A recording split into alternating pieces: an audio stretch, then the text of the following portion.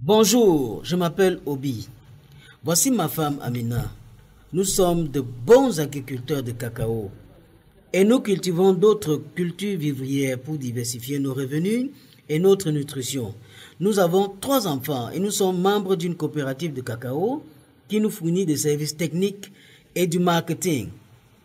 Notre expérience avec notre cacaoyère était très bonne. Nous gagnons beaucoup d'argent en vendant du cacao. Et nous avons encore assez d'aliments nutritifs pour notre famille et de la nourriture pour nos animaux. Nous avons appris à produire du cacao de qualité en utilisant les bonnes pratiques agricoles de l'école d'entrepreneuriat agricole. Voulez-vous être comme nous? Suivez-nous et découvrez nos secrets d'affaires.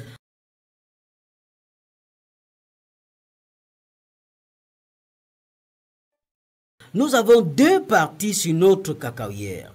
D'une part, les arbres ont 7 ans. Nous y récoltons beaucoup de grosses cabosses.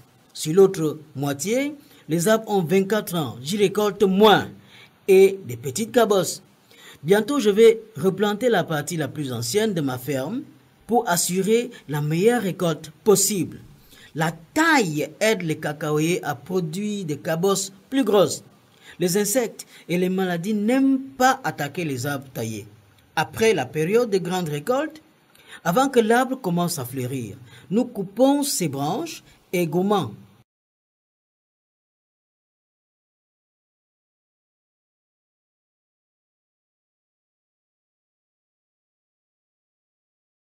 Et nous taillons l'arbre pour qu'il ne dépasse pas une hauteur de 4 mètres.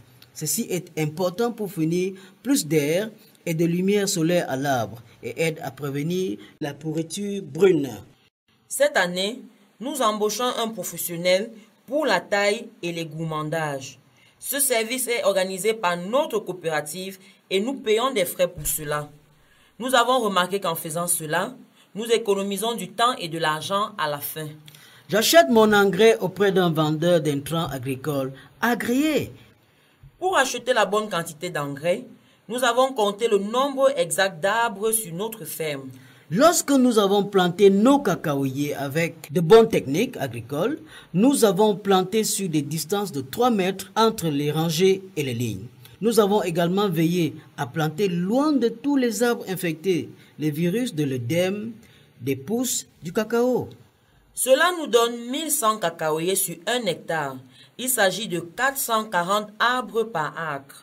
Lorsque je connais le nombre d'arbres sur ma plantation, je peux calculer la quantité d'engrais dont j'ai besoin. Je suis les recommandations de l'agent de vulgarisation pour calculer la quantité exacte d'engrais. J'achète l'engrais dès à présent et au moins 1 mois avant la fertilisation, je stocke donc les sacs dans un endroit sec. Le sol fournit des nutriments et de l'eau à mon cacaoyer. Mais les mauvaises herbes les volent. Dès que les mauvaises herbes atteignent mes genoux, soit 3 à 40 cm, je les coupe à la machette. Habituellement, c'est 3 fois par an. Quand on nettoie la ferme, il y a moins d'insectes et de maladies. Nous avons donc besoin de moins de pesticides.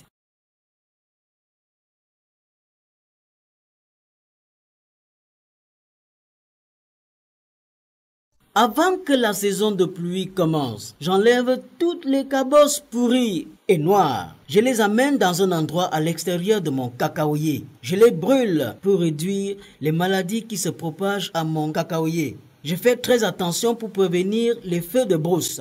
En faisant cela, nous avons besoin de moins de fongicides et nous économisons de l'argent. Quand la saison de pluie s'installe, je fertilise mes arbres. La pluie aide l'arbre à utiliser l'engrais. Cela peut donner lieu à jusqu'à 2 fois plus de récoltes comparé à quand je ne fertilise pas mes arbres. Pour mon cacaoyer mature, qui a plus de 6 ans, je mets 350 grammes d'engrais en couronne d'1 à 1,5 mètre autour de mon cacaoyer.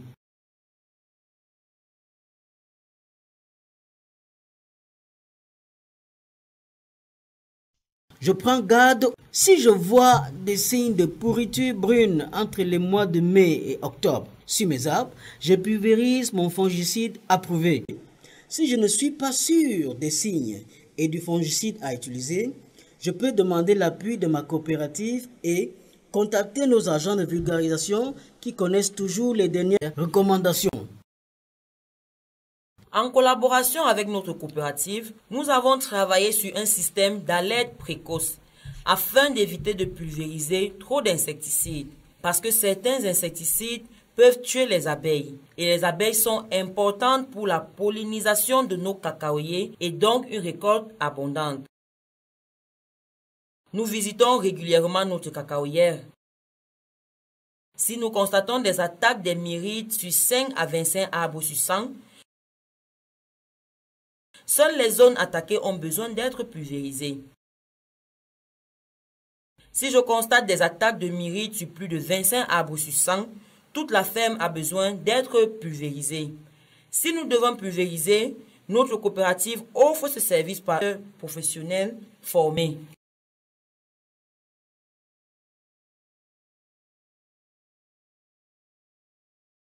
Toutes les 2 à 3 semaines, je récolte les cabosses mûres. En même temps, j'enlève aussi les cabosses qui ont une maladie. Je coupe les cabosses avec prudence pour protéger les coussinets. Ainsi, mes cacaoyers produiront beaucoup de cabosses. Rappelez-vous, un arbre sain et indemne produit beaucoup de fleurs et donne des cabosses la saison suivante.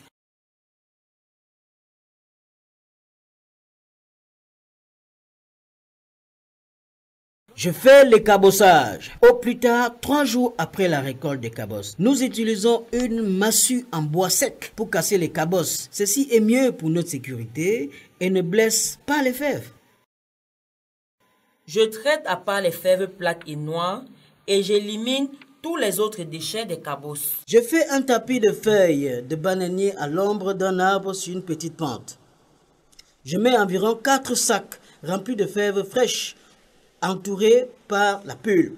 Ensuite, je couvre bien les tas avec d'autres feuilles de bananier et je fixe avec du bois. Nous ouvrons le tas de fermentation tous les 2 jours et brassons les fèves.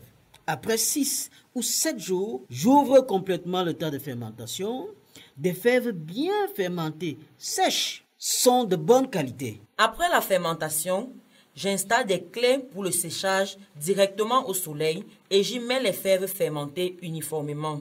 Nous brassons les fèves au moins 2 fois par jour. À ce moment, nous mettons de côté tous les déchets et les fèves germées, noires ou plates. Je sais que les fèves sont sèches lorsqu'elles croustillent quand je les presse légèrement. Cela prend au moins 7 jours.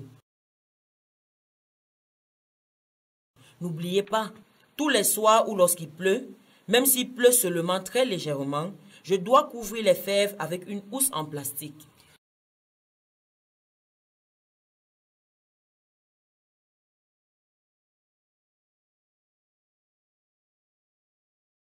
Nous veillons à ce que les fèves de cacao séchées ne moisissent pas. Nous les stockons dans des sacs en jute propres sur des palettes en bois dans un endroit sec et bien aéré et pas collé au mur. Notre coopérative a mis en place des espaces de stockage pour nous. Nous ne devons donc pas nous inquiéter de détruire notre travail de toute la saison parce que nous ne stockons pas les fèves correctement.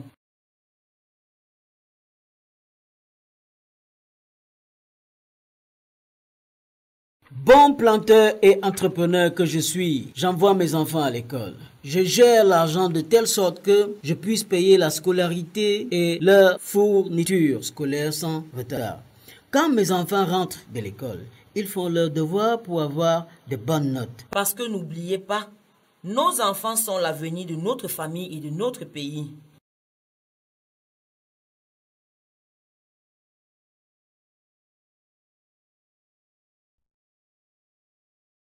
Tout au long de l'année, nous gérons notre argent quotidiennement. Nous avons un compte en banque. Directement, quand nous recevons de l'argent après la vente, nous le mettons sur le compte bancaire. Si nous avons besoin d'argent à un moment donné, nous ne prenons que le montant exact dont nous avons besoin. Grâce à cela, nous avons assez d'argent pour acheter des aliments nutritifs pour notre famille, pour rembourser notre prêt et les frais de scolarité de nos enfants. Depuis que nous travaillons dans une coopérative avec nos collègues agriculteurs, Nos revenus ont augmenté et nous gérons mieux notre ferme. Les services offerts par notre groupe nous aident à faire de meilleures affaires avec l'agriculture. Nous sommes capables d'économiser une partie de l'argent pour replanter le reste de notre ferme. Nous vendons 1000 kg de fèves sèches. Notre profit dépasse de 3 à 5 fois nos sorties d'argent. Maintenant, vous connaissez nos secrets pour faire de bonnes affaires avec du cacao de qualité. Nous vous souhaitons bonne chance et plein de succès.